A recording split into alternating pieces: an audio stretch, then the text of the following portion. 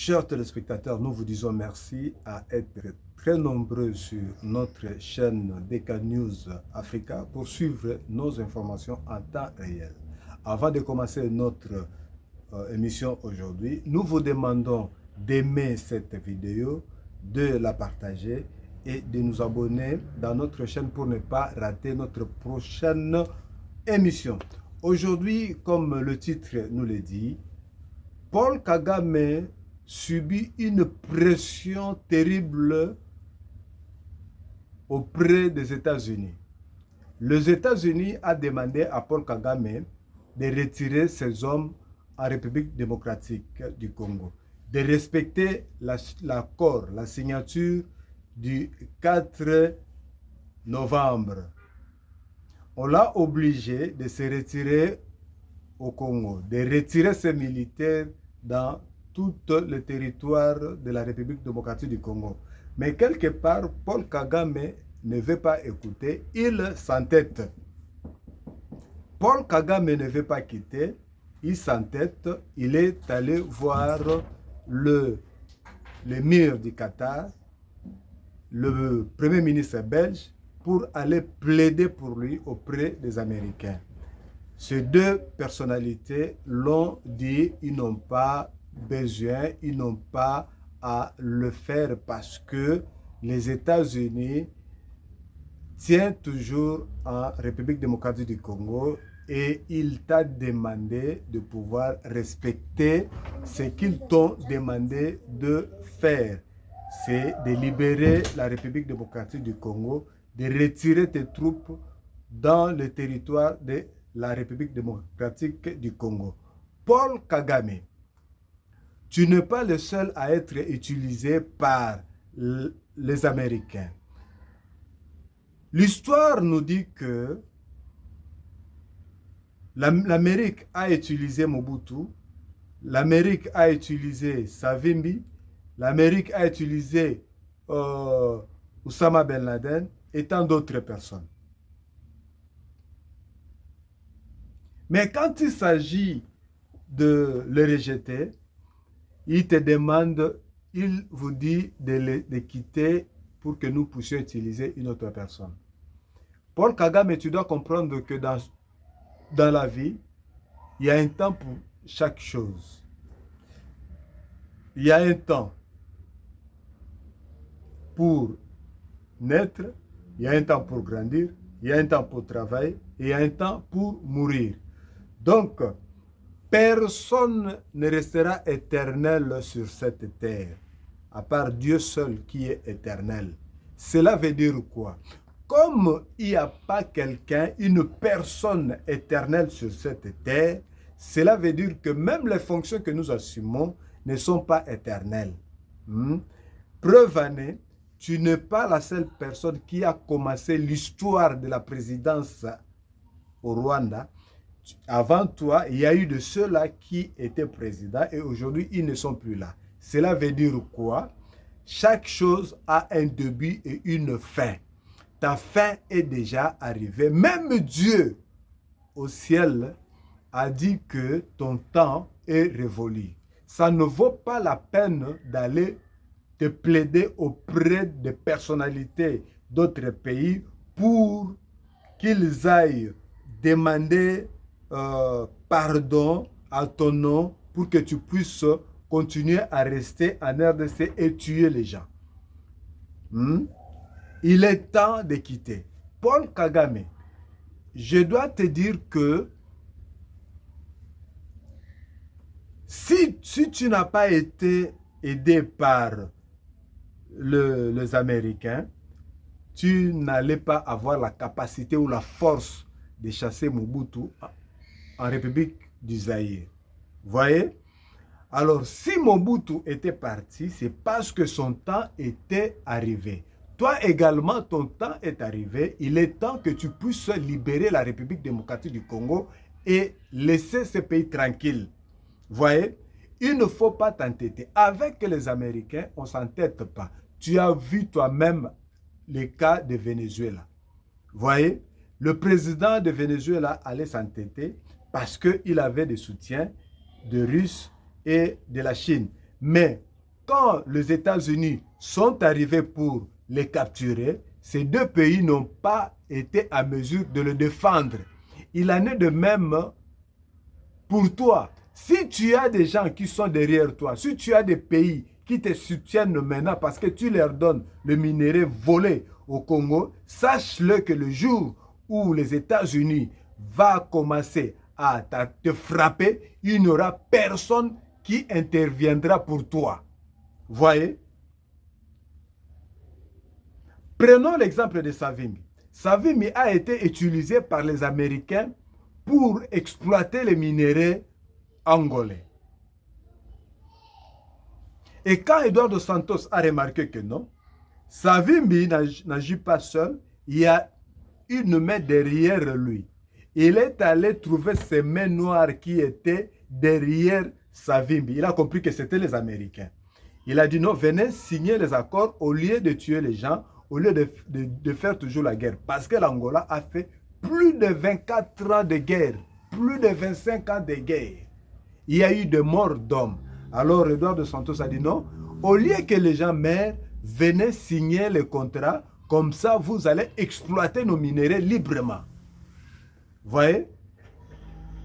En voyant cela, les Américains ont fait appel à Savimbi et ont demandé à Savimbi, ça ne valait plus la peine de pouvoir continuer la rébellion parce que la personne qui ne voulait pas nous donner le minerai, il a accepté de signer des contrats, les accords avec nous pour que nous puissions exploiter librement les minéraux. La réponse de Savimbi était que non, d'ici là, je vais entrer, je vais prendre la capitale. Laissez-moi prendre la capitale, comme ça, nous allons vous laisser, vous allez exploiter tous les pays comme vous voudrez. Voyez, les Américains ont dit non, ça ne vaut pas la peine que les gens meurent. Nous avons déjà signé l'accord, laissez, et puis nous allons vous protéger. Eduardo Savimbi n'a pas voulu, et le résultat après, c'était sa mort.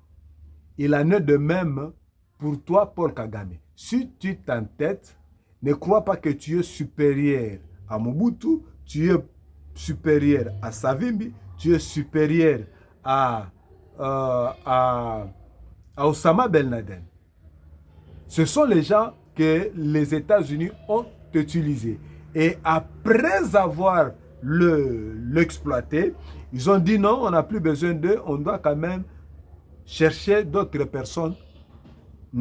C'est de la même façon, ils t'ont utilisé et après, ils ont dit non, on n'a plus besoin de toi. Tu dois laisser, ils vont utiliser une autre personne. Tu es obligé d'aller librement, calmement, si tu veux avoir une vie sauve. Si tu ne veux pas subir de ridicule, il serait mieux que tu puisses quitter et partir calmement avec honneur. Avec les Américains, on ne joue pas. Les Américains ne badinent pas. Toi-même, tu as vu l'exemple du président Venezuela. Il était protégé par le Russie, pardon. Il était protégé par le Russe, les Chinois. Mais quand les Américains ont opté pour venir le capturer, ces mêmes gens qui l'entêtaient, la Russie qui l'entêtait, la Chine qui l'entêtait, n'ont pas eu le temps d'intervenir. Ceux qui sont derrière toi, ceux qui t'entêtent là, ils ne vont pas intervenir quand les États-Unis vont commencer à te frapper. Paul Kagame laisse la République démocratique du Congo, retire tes militaires dans l'humilité et tu restes calmement au pouvoir. On ne va pas s'occuper de toi. Il n'y aura pas quelqu'un qui viendra dire non, on va te tuer, on va t'arrêter. Non, si tu te retires calmement, librement, tu seras intouchable et tu seras protégé. Si tu ne veux pas, si tu t'entêtes, je ne sais pas, quelle est la personne qui va intervenir, quelle est la personne qui va aller supplier les Américains, qui vont plaider ton cas auprès des Américains. Et je crois que les Américains n'accepteront jamais qu'ils soient ridiculisés. On t'a donné l'ordre de retirer tes militaires, toi tu refuses, tu veux défier les Américains. Mais ce n'est pas ton pays. Tu as volé les minéraux congolais, tu as tué le Congolais. Qu'est-ce que tu veux? Tu veux encore diriger le pays comme tu le faisais? Non. L'époque est déjà révolue. Ton temps est fini, tu dois accepter de partir. Ton temps est fini, tu dois partir. Voyez, tu subis des pressions. Ça ne vaut même pas la peine de t'entêter. Ça ne vaut même pas la peine de dire non, je vais m'entêter parce que j'ai Qatar qui va intervenir comme Qatar et presque les enfants intimes des États-Unis, ils vont intervenir. Non, personne interviendra. Tala, mutu akokotela yo akozala te. Il est temps que tu puisses partir dans le calme. Paul Kagame, une fois de plus, tu n'es pas fort, tu n'es pas, je ne sais pas comment, mais l'argent que tu as pris au Congo ne te donne pas l'orgueil, ne te donne pas les ailes. Tu es rien devant les Américains, tu ne représentes absolument rien devant les Américains, tu seras ridiculisé. Et pour le faire, ils vont même utiliser un enfant de 12 ans pour te chasser, pour te ridiculiser, pour te rendre comme un papier mouchoir, comme pour te dire que tu es inutile. C'est nous qui fabriquons les leaders dans le monde. Ils vont prendre un garçon de 12 ans, un garçon de 12 ans pour te ridiculiser, pour te faire asseoir par terre, pour que tu sois humilié devant le monde. Avec les Américains, on ne badine pas. Avec les États-Unis, on ne badine pas. Mobutu voulait s'entêter.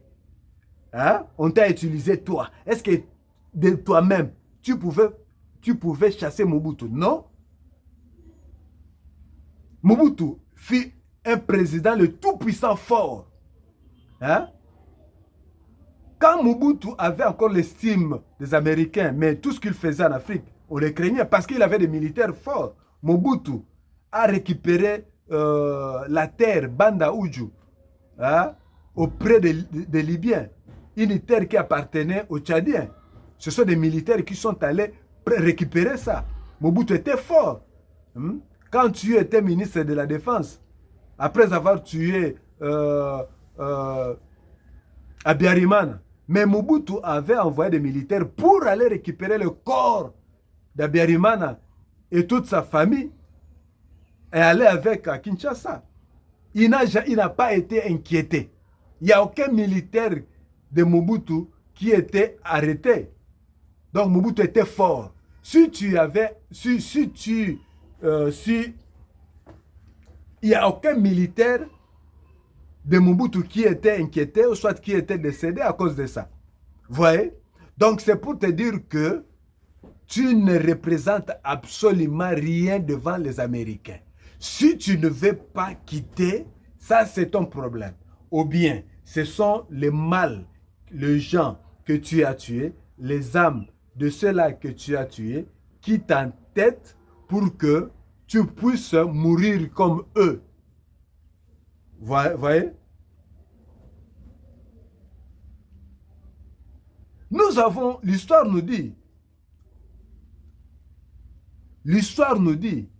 on a vu Hitler qui était puissant, qui a voulu coloniser l'Europe, mais il a fini par laisser le pouvoir. On l'a tué. Hein? Donc, ça ne vaut même pas la peine de continuer, ça ne vaut même pas la peine d'être ridiculisé. Si tu ne veux pas écouter, là, je comprends que ce sont le sang des innocents que tu as tués qui te réclament, qui réclament ta mort. Si tu ne veux pas aller, tu subiras le ridicule. Si tu ne veux pas retirer tes militaires, tu seras humilié.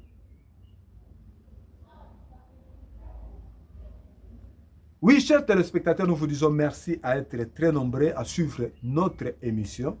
Nous vous disons encore une fois de plus de vous abonner dans notre chaîne, d'aimer toujours la vidéo. Aimez cette vidéo, aimez cette émission, partagez cette émission et j'insiste encore une fois de plus, abonnez-vous pour ne plus manquer notre prochaine publication. C'était votre humble serviteur, apôtre Dédé Kibala. Merci.